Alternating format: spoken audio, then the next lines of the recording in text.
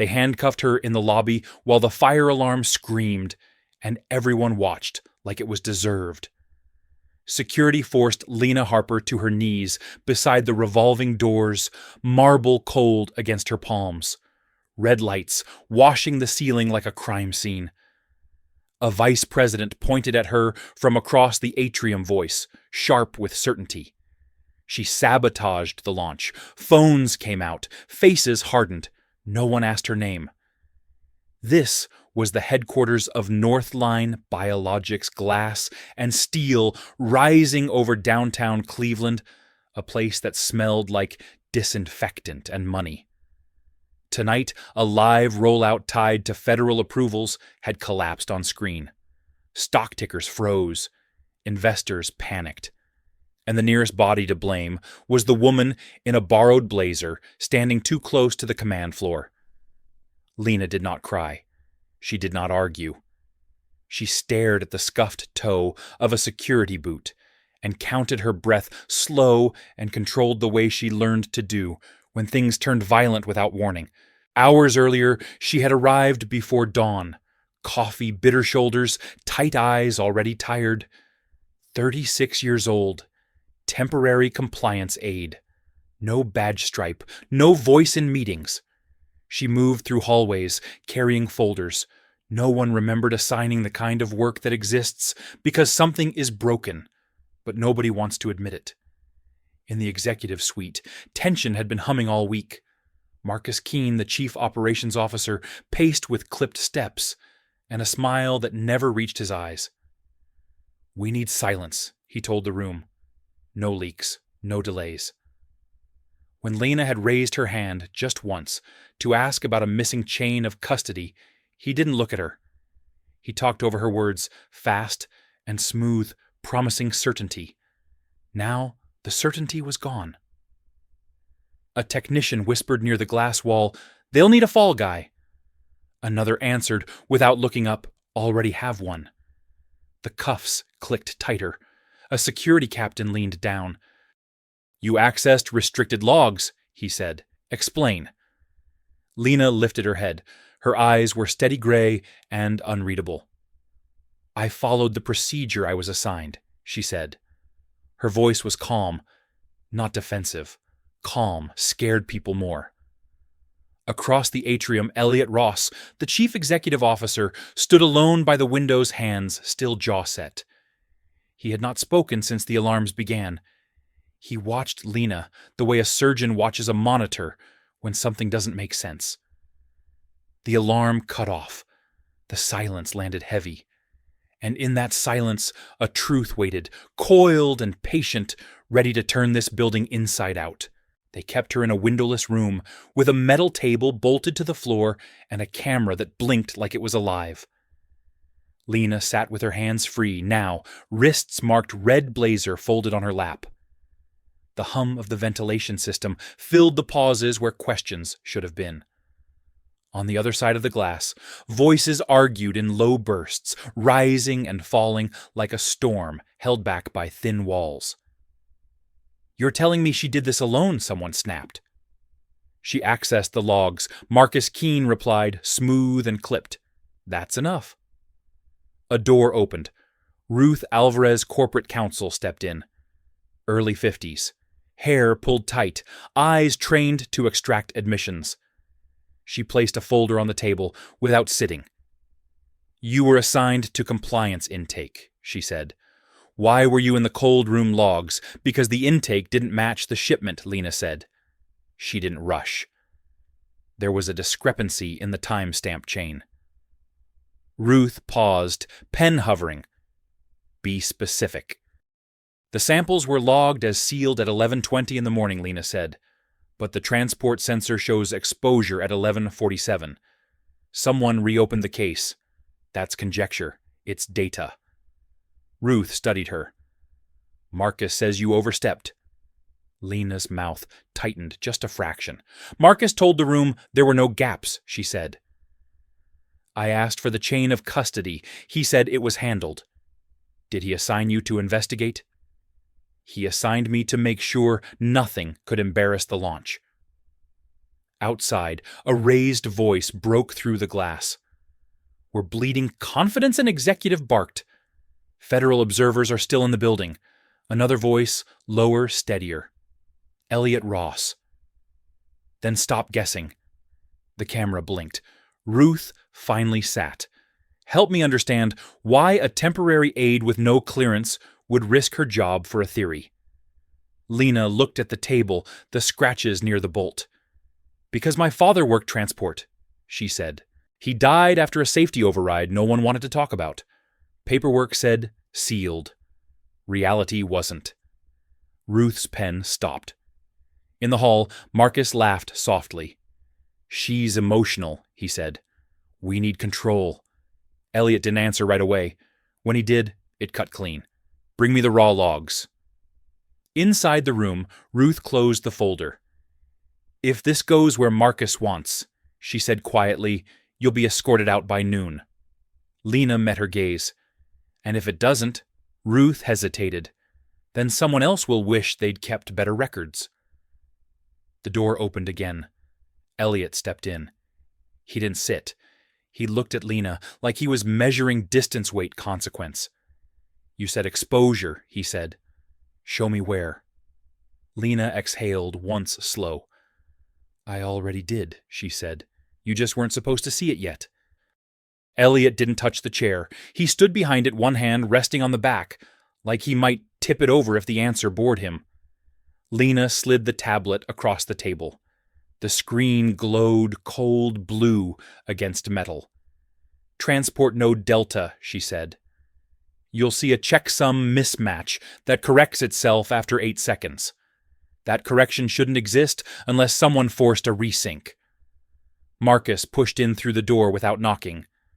"This is a waste of time," he said, breath quick, smile polished. "We have observers waiting. You're letting a temp dictate the narrative."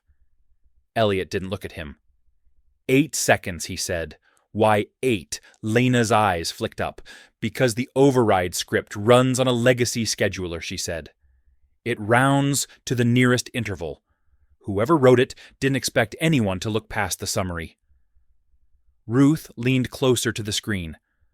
"Who has access to write that script?" Marcus answered too fast.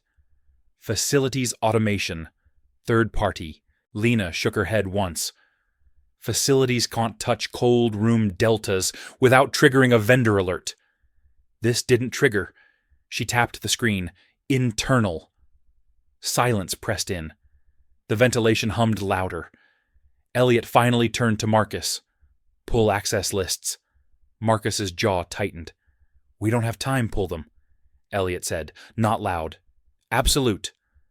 Marcus' fingers moved. Names scrolled. Titles. Privileges. One name blinked, then disappeared as the list refreshed. Lena leaned forward. "It won't stay," she said. "Someone's scrubbing in real time." Ruth's pen snapped closed. "Who can do that?" Marcus spread his hands.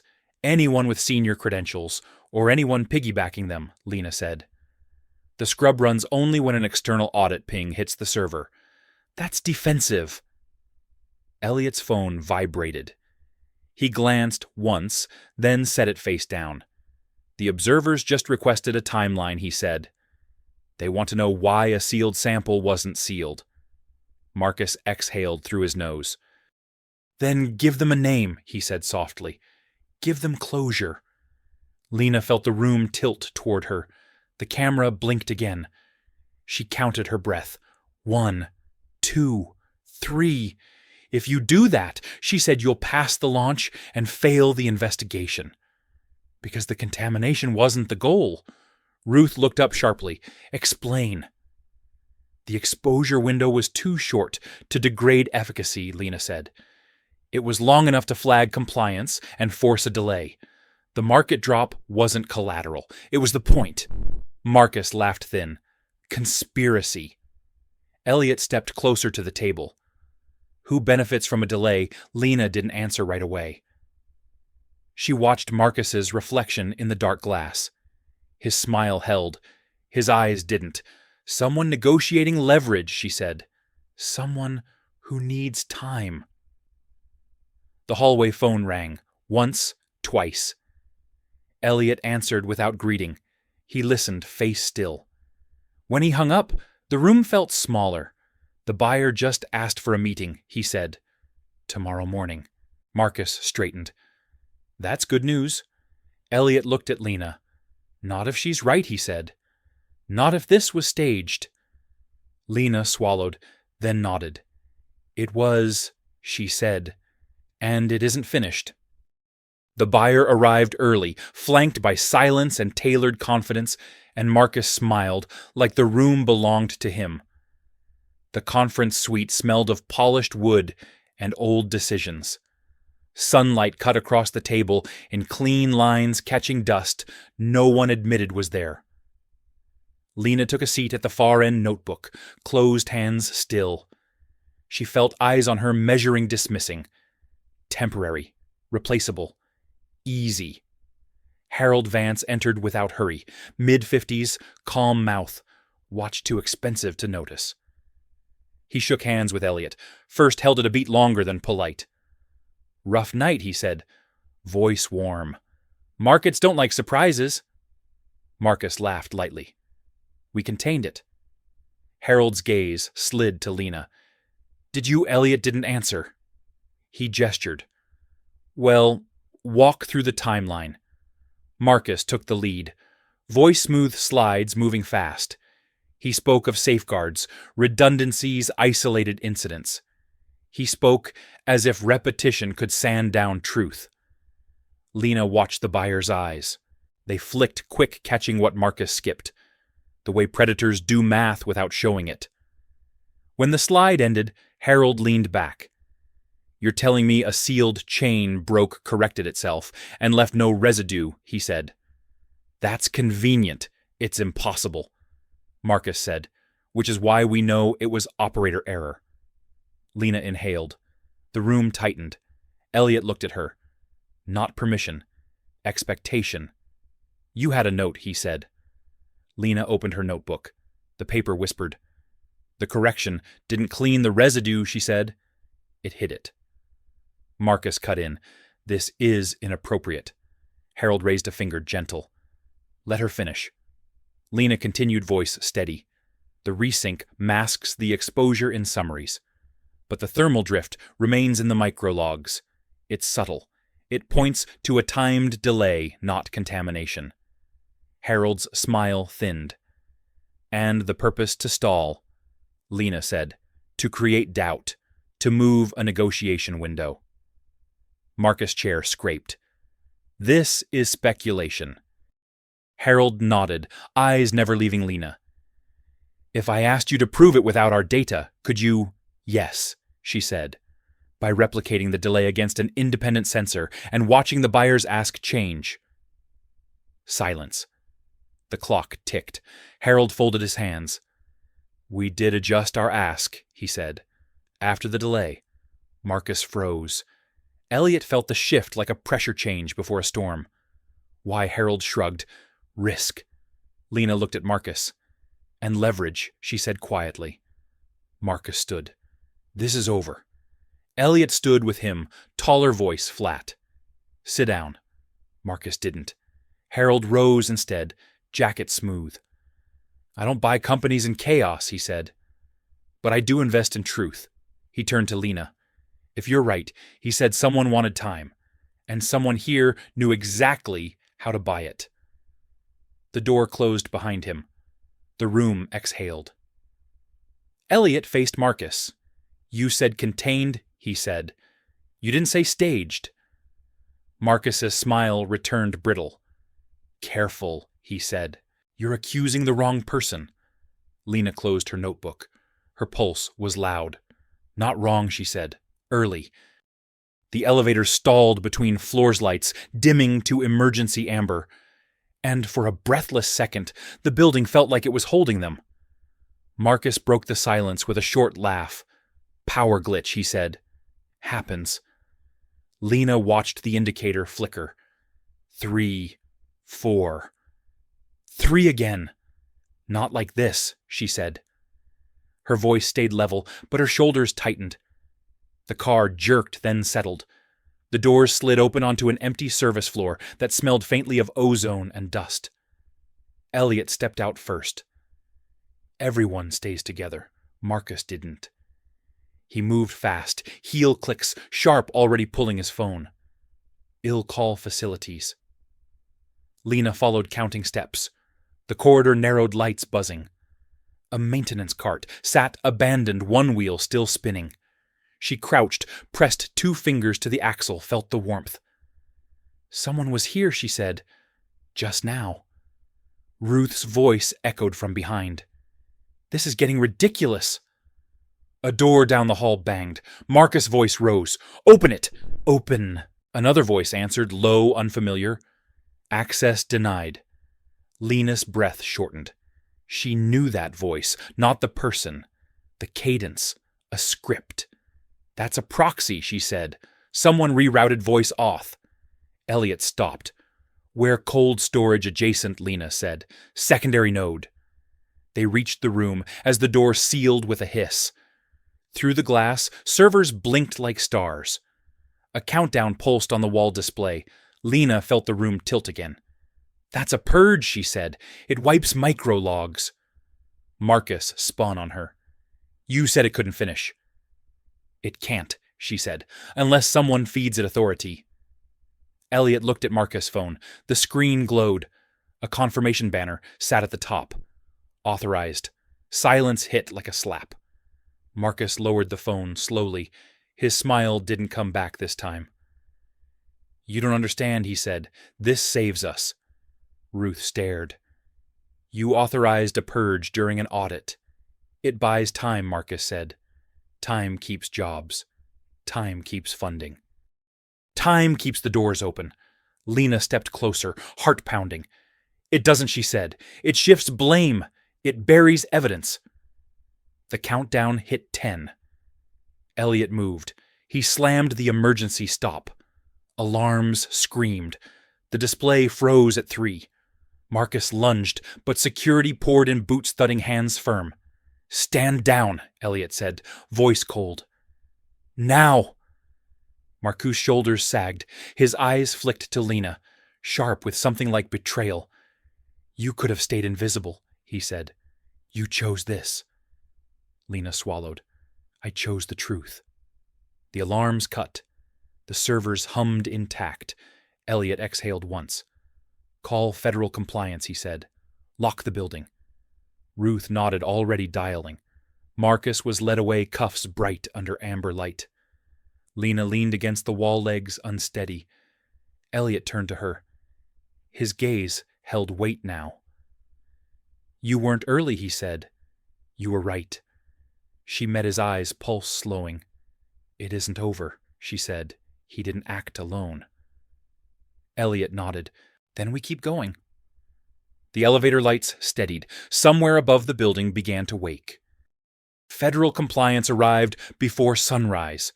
Suits dark against the pale morning, voices low, and efficient badges flashed without ceremony. The building felt different now. Quieter. Like it knew it had been wounded. Lena sat in a glass office she didn't belong to, fingers wrapped around a paper cup gone cold. Through the wall, she watched Marcus Keene, escorted past, eyes forward, jaw locked. He didn't look at her this time. Elliot stood beside a compliance lead named Thomas Reed, early 60s, posture rigid from decades of command. We'll need unrestricted access, Reed said. Emails, call logs, personal devices. You'll have it, Elliot replied. No hesitation. Reed glanced at Lena. And you are Lena Harper, she said. Compliance intake. Reed studied her for a beat too long. You found the anomaly. She followed the data, Elliot said. Reed nodded once. Good. Stay close. The morning unfolded in fragments. Hard drives pulled. Servers mirrored. Hallways sealed. Lena moved with them, answering questions, pointing, translating patterns into plain language. Her words were careful, precise. She felt the weight of every sentence. By mid-morning, a second name surfaced. Not an executive. Not even management. Caleb Monroe, senior systems contractor. External, trusted, quiet. His access overlapped Marcus in narrow windows, always during maintenance, always deniable. He built the proxy, Lena said, staring at the log. He knew where to hide. Reed's mouth tightened. Where is he? Elliot checked his phone. On site, he said. Badge pinged 5 minutes ago. They found Caleb in the server corridor, hands raised, before anyone asked, sweat darkening his collar. I was told it was authorized, he said quickly. Marcus said legal cleared it. Legal, didn't, Ruth said from behind them. Caleb's eyes flicked to Lena. She said it wouldn't finish, he blurted. She was right. I needed the money. How much Reed asked. Caleb swallowed. 7 figures, he said, over time. Lena closed her eyes for a second. 7 figures to bend a system meant to protect people. Reed signaled. Agents moved in. As Caleb was led away, Elliot stood still, hands clasped, absorbing the damage. Well, make it right, he said to Reed. Publicly. Reed looked at Lena again. You understand this will follow you, he said. Attention cuts both ways. Lena nodded. I know. Later, when the halls cleared, and the building breathed again, Elliot found her by the windows. The city stretched out, indifferent. You didn't flinch, he said, not once. Lena watched the traffic below. I learned not to, she said. When the truth is fragile, you hold it steady. Elliot considered that. I could use someone like you, he said. Officially. Lena didn't answer right away. She thought of the cold room, the cuffs, the way systems fail when people decide they're above them. If I stay, she said it won't be quiet. Elliot nodded. It shouldn't be. Outside, the morning light sharpened, and somewhere inside the building, a larger reckoning began to take shape. The press didn't wait for permission. They gathered like weather microphones, rising as the doors opened. Lena stood just behind Elliot as flashes popped the air, thick with questions sharpened into accusations. Who failed oversight? Was data sold? Is the product safe? Each word landed heavy. Elliot answered with control sentences short, firm, accountable. He didn't deflect. He didn't name her. Inside, the board convened in a closed session that felt more like a trial. Faces she had only seen on screens now watched her hands, her posture, the way she breathed. Margaret Cole, chairwoman, leaned forward. Late 60s, calm like deep water. Ms. Harper, she said you disrupted a launch, exposed internal misconduct, and invited federal scrutiny.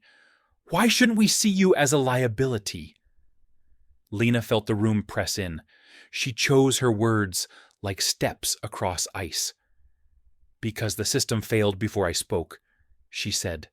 I just refused to let it stay quiet. A director scoffed. You're asking us to reward insubordination. No, Lena said. I'm asking you to measure outcomes. The purge failed. Evidence held. The buyer didn't walk. The truth did not disappear. Margaret watched her eyes, unreadable. And if it costs us? Lena met her gaze. It already did, she said. The question is whether it keeps costing people who don't have a vote. Silence. Then a murmur. Then stillness again. After in the corridor, Ruth caught up, voice low. They're split, she said. Some want distance. Elliot joined them. Distance won't fix culture, he said. He turned to Lena. The buyer requested a follow-up, he said. Without intermediaries. The meeting took place in a smaller room. No cameras, no slides. Harold Vance listened more than he spoke. I don't invest in perfect systems, he said. I invest in resilient ones.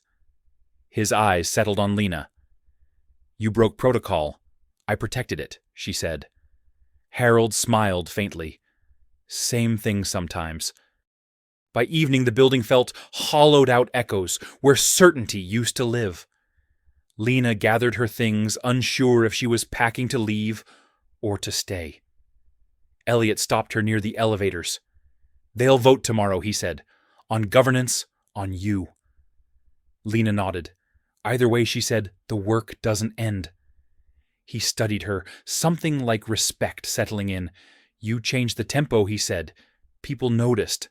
As the doors closed, Lena saw her reflection in the steel. Not invisible, not finished. The city hummed outside, waiting for what came next. The vote dragged past midnight names called slow, each pause a small cut. Lena waited in the anteroom with a single lamp and a view of the river turning black under the city lights. Her phone buzzed once, then again. Unknown numbers. She didn't answer. She listened to the building instead, the distant whir of elevators, the soft click of doors, the sound a place makes when it decides who belongs.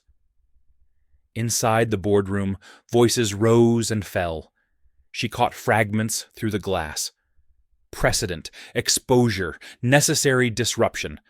Someone laughed sharp and tired. Another voice broke older, steadier. Margaret Cole again. "We don't punish the mirror," she said. "We fix what it reflects." The door finally opened. Elliot stepped out alone. His face was controlled, but his shoulders told the truth. "They approved governance changes," he said. "Unanimous." He paused. "And they voted to retain you." Lena exhaled a breath she'd been holding for days. In what capacity? Elliot's mouth twitched. "Special advisor to compliance and systems integrity," he said. "Direct report to me, independent authority." She nodded, absorbing the weight and the backlash. "Already happening," he said. "Anonymous tips, threats of litigation." One of the contractors disappeared off the grid. Lena looked back at the river. "He won't stay gone," she said. "Money doesn't hide. It delays." They moved down the hall together. Security watched with new eyes, not friendly, not hostile, alert. In the garage, a man stepped from the shadows, hood up, hands empty. Lena felt the prickle before Elliot did. "Ms. Harper," the man said. "Message from someone who couldn't wait." She didn't move. "Say it." "He says you cost him time," the man said. "And time costs interest." Lena met his gaze. "Tell him interest compounds," she said. "So does evidence." The man hesitated, then melted back into the dark. Later, alone in her apartment, Lena laid out the files she'd copied with authorization. Patterns within patterns. A second buyer. A shell fund. A charitable trust with teeth. She traced connections until dawn bled through the blinds. Her phone rang at 6. "Elliot, they're filing a countersuit," he said. "Public." "Good," she said. "Public leaves footprints." Silence on the line, then a breath. "You're ready." "I've been ready," she said. Outside, the city woke indifferent and relentless. Inside, Lena closed her laptop and stood spine-straight, eyes clear. The story was bigger now. Not a launch, not a board. A system, learning what happens when the quiet parts refuse to stay quiet. The hearing room smelled like old paper and polished wood, a place built to slow the truth until it learned patience. Lena sat at the narrow table, hands folded, spine-straight, eyes forward. Across from her, attorneys stacked binders like shields. Cameras hummed softly. The seal on the wall stared down, unmoved by reputations or excuses. The opposing counsel opened with confidence, sharpened into contempt. "Ms. Harper is not an executive," he said. "She acted outside her scope. She caused financial harm."